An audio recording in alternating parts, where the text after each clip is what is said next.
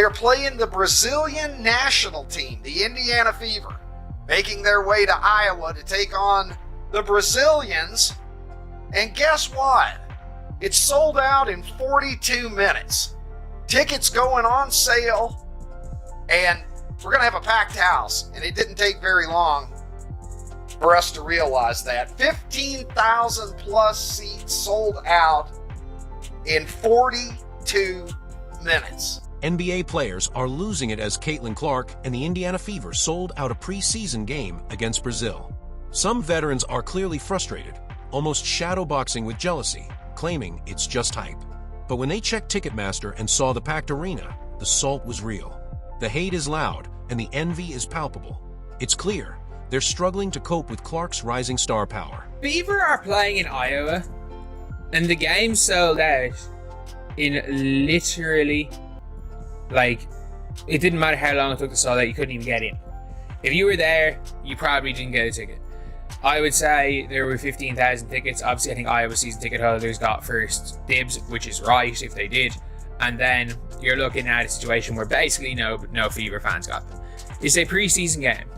This is a preseason game, and it's sold out in about 10 seconds. Caitlin Clark didn't just join the WNBA. She's already dominating it. The Indiana Fever's first preseason game sold out in just 1 hour. That's not a sellout, it's a stampede. Scalpers are probably out here rubbing their hands like Birdman, flipping Fever tickets like Taylor Swift VIP passes. Meanwhile, over in Chicago, Angel Reese and the Sky are preparing for their preseason matchup against Brazil's national team. Sounds great, but here's the kicker. Tickets are still sitting there, collecting virtual dust on Ticketmaster, completely untouched. The hype disparity is real. I'm gonna treat myself, man. Yeah, no, I'm going alone. I'm not gonna take anybody with me. If you want to come, you got to come yourself. It's $19, man. That's a ghetto tank of gas, man.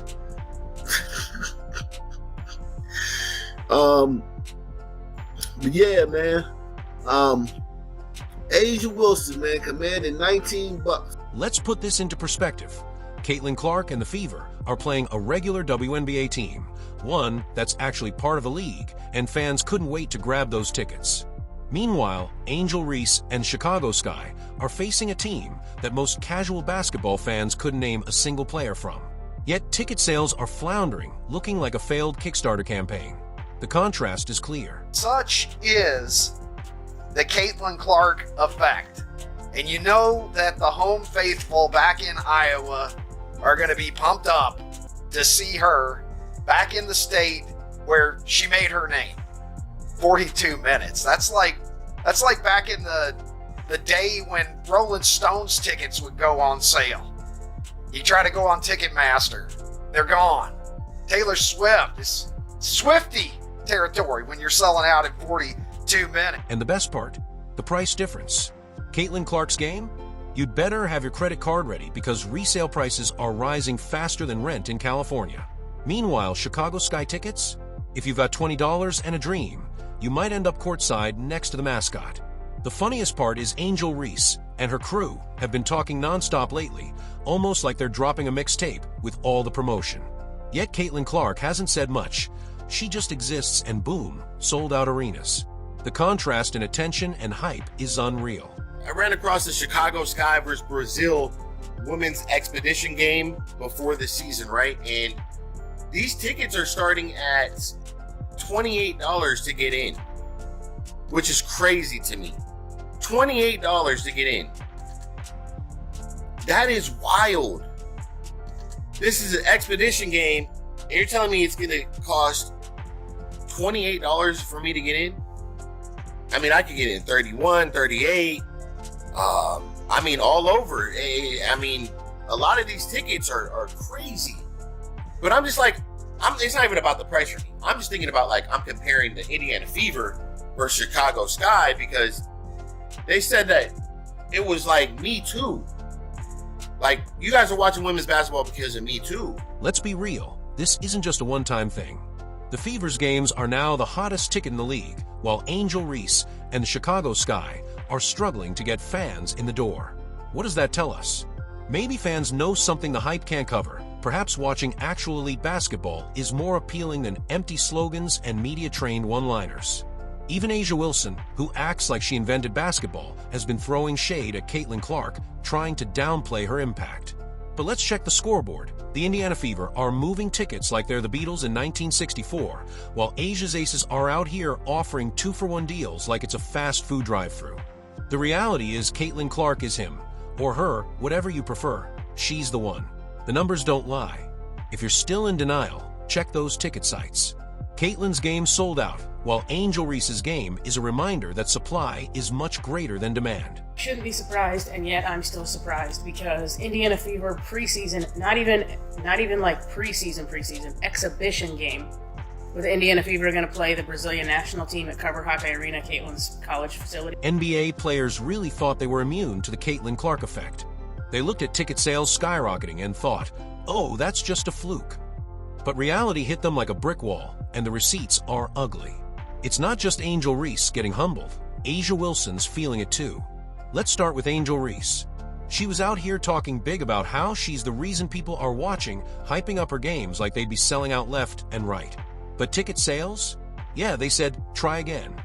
The Chicago Sky expected to cash in on the Reese hype, but the only thing they got were empty seats and heavily discounted tickets. It's so bad that seats are going for less than a McDonald's combo meal. Meanwhile, Caitlin Clark's got fans shelling out big bucks just to be in the building. The difference is real, and it's not even close.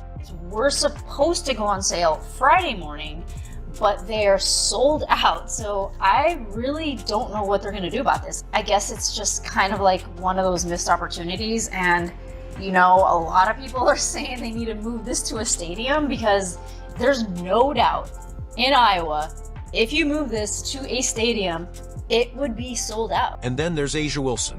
Oh, A'ja really thought she was above the slander. She's been the WNBA's golden child for years, but guess what? Ticket prices don't lie. AC's tickets are plummeting faster than Angel Reese's three-point percentage. We're talking about a two-time MVP, a champion, the so-called face of the league, and yet her games are looking real affordable these days. Meanwhile, every time Caitlin Clark steps on the court, the entire arena turns into the Super Bowl. These WNBA players keep acting like Caitlin Clark isn't the reason the league is finally making money. They say, oh, it's all of us. Really?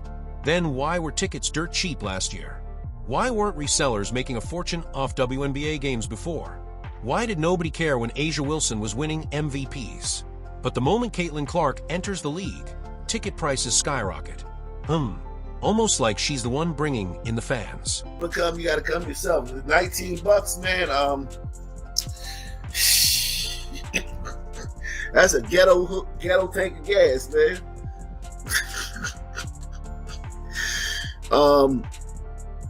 But yeah, man. A'ja Wilson, man, commanded $19. And listen, man.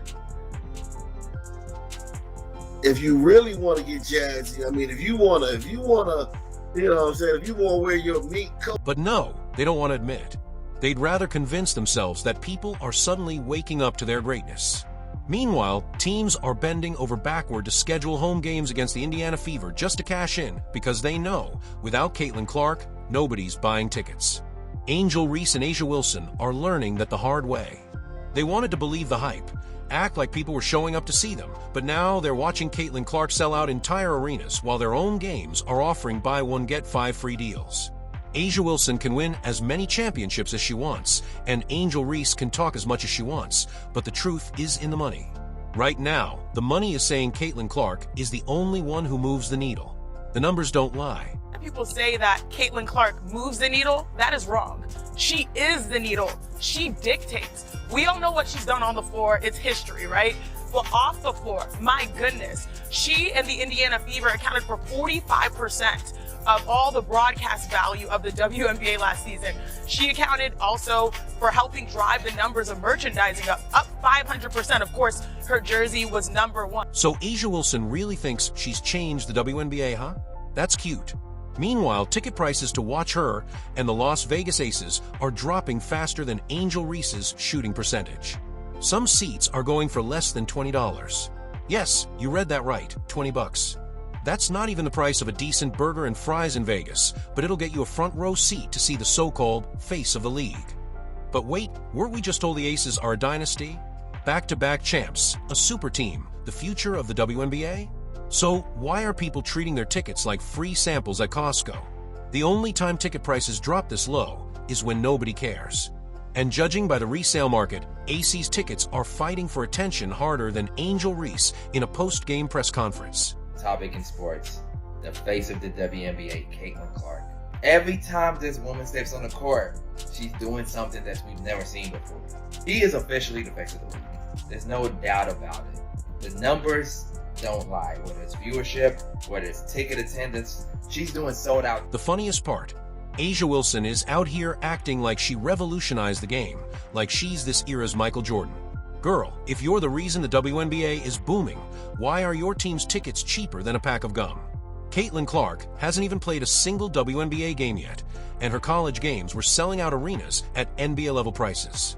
Meanwhile, the reigning MVP can't even get people to pay more than a gas station hot dog to watch her play. And don't even try the "it's Vegas, there's too much to do" excuse. The Golden Knights have no problem selling out, and the Raiders can be awful and still charge an arm and a leg for tickets.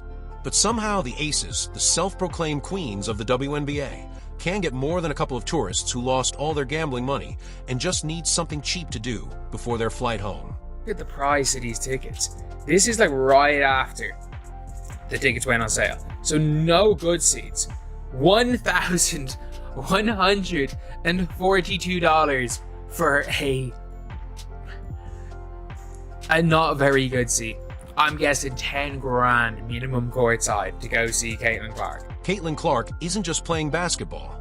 She's out here doing economic stimulus plans for the WNBA. Teams aren't just preparing for her arrival. They're literally moving arenas to fit the crowds she brings.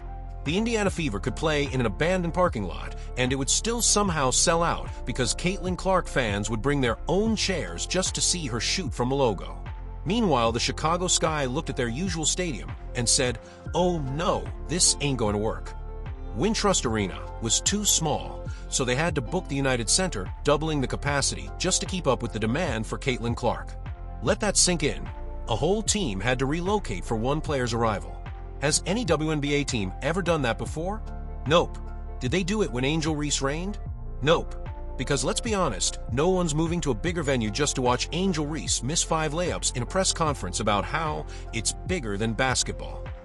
Yeah, I think I saw the ticket prices. I guess the only thing is, I'm surprised we're not playing at the United Center. I thought that would have been really good for the game and really good for all the women's basketball fans in Chicago. So maybe there's a conflict of some sort that I don't know about. Obviously, that's a little above my pay grade. Sheila Johnson.